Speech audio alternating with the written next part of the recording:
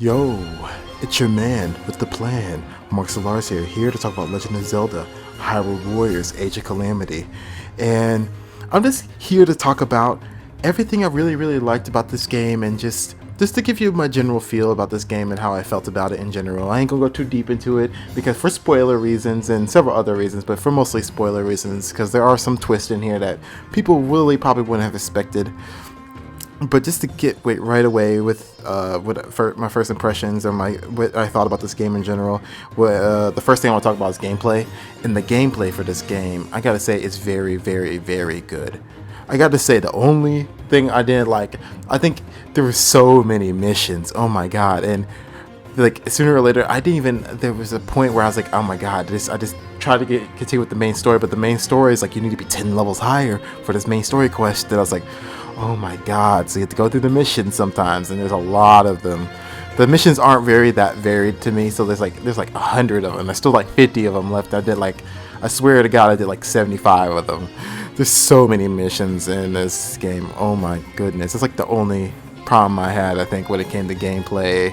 Just so many missions. But I gotta say, design-wise, it's really good. Like, I think the whole like environment, the map and everything, it was just like Breath of the Wild, pretty much. Like, I'm surprised that the game can handle it, and even in game, like some of the stuff that you can do. But I think, honestly, the game did not have the best performance in some areas. But I'll get to that in a second. But it overall though, it was beautiful to look at. Like, it was just Breath of the Wild. It was just amazing, and trying to go into like a lot of the story. The story was it was pretty interesting because I thought it was going to be a lot more like an RPG story where you just get a lot of cutscenes and a lot of context, but it very much was still like how Breath of the Wild story was, where it was just like skip to the future a few days, skip to the future by half a year later, skip to the future here and there. You know, it basically still just shows you the most important parts of the story and explained the rest of it to you. Which, you know, for some people, since it's Breath of the Wild, the kind of audience it has, it's not the worst thing they did. It was just like I personally expected it to be more like cutscene heavy than what it was. But from what we got, like with the champions of old, and just with Zelda and Link and their relationship and just how everything came together, I really liked how the dynamic between the characters, especially the original characters, that they seem like their dynamic was really good. And I liked a lot of the new characters too, and a few of the other characters I can't really talk about unless you played the game. But I think the dynamic between the champions were amazing though. And with talking about dynamic and the characters, I played the game in English dub, so my favorite characters, I gotta say, with the voice acting, like in a voice acting sense, has to be probably the champions. The champions all had like, I think they all had like real voice actors too. Like, I think they changed Mipha's voice actor, so they all have like great voice actors now. I think my favorite's still urbosa and revali. Revali's Sean Shiplock, and I can't remember who plays urbosa. I think those two still have the best voice actors, and it probably makes sense. They're like the only, other than Zelda, they're like the only two voice actors they didn't really replace. So I could see why, because those two are legendary as those characters. I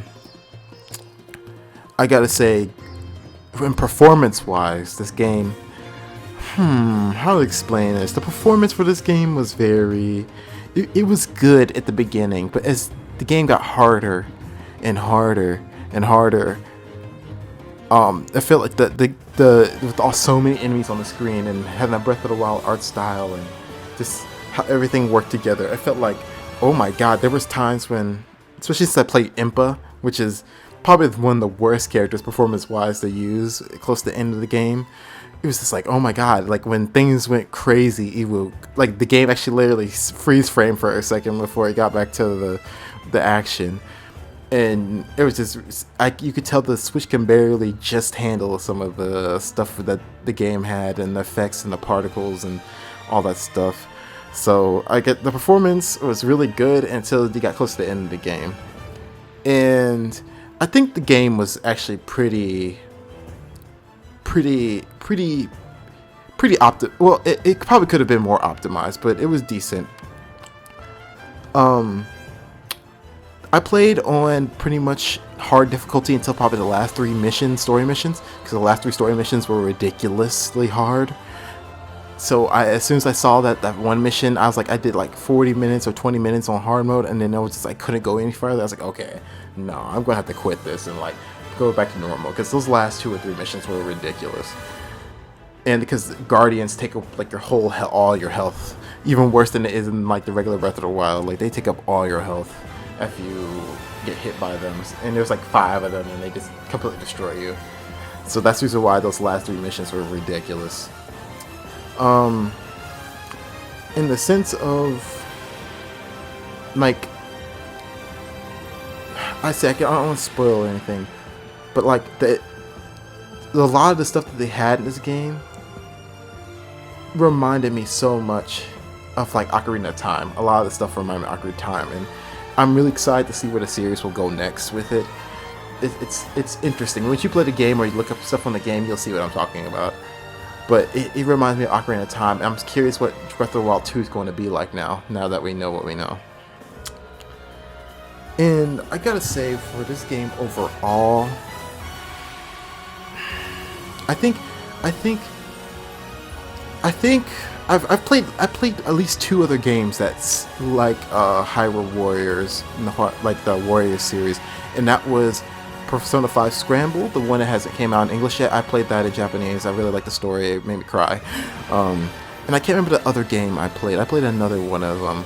I think I might have played a little bit of Fire Emblem Warriors or something on a demo or somebody else's Switch or something. But I gotta say, this is my second favorite out of the 3. I think Persona 5 Scramble is still my most favorite Warriors game so far out of the 3 I played. But this one's a close second, and I'm really excited to see, like, I'm glad Nintendo's branching their IPs out to other people and other stations, and I'm really glad that they're starting to give people, you know, more chances with the work of their IPs, and it's doing stuff like this helps a lot. It's like sometimes if you put a series that's completely just turn-based RPG, sometimes it helps people feel a certain way when you start seeing your characters move around freely and do crazy combos and stuff, you know. And Breath of the Wild, just seeing you go against so many enemies and go against in a war and not just be a single hero by yourself. It was actually really interesting.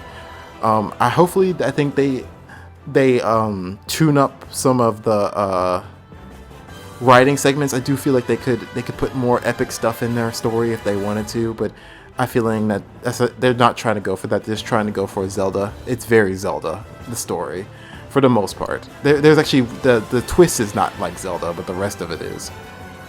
But I think I really like this game overall. You know, I'm surprised with the way it went, and I'm really liking it. I do feel like it was a little tedious here and there with the gameplay and what they had you do. I think there could have been a little bit more variety, but overall, I'm really happy with what I got. And I want you guys to tell me your opinion down below in the comment section. Like, if you played through the game, what you guys think about the game, and how do you feel about the ending for this game? And if people who don't really spoil, you know, don't look at the comments, because I'm telling people to put that down in the comments. But yeah, if you like this video, please give me a thumbs up and or a thumbs down. Doesn't matter which one. It just helps me know you guys are watching. Also hit the little subscribe button, that little bell icon to join the rebellion, because I'm a lonely bastard that needs friends. And I'll see you guys in the next video and or stream. Bye bye. Bye bye. Bye bye.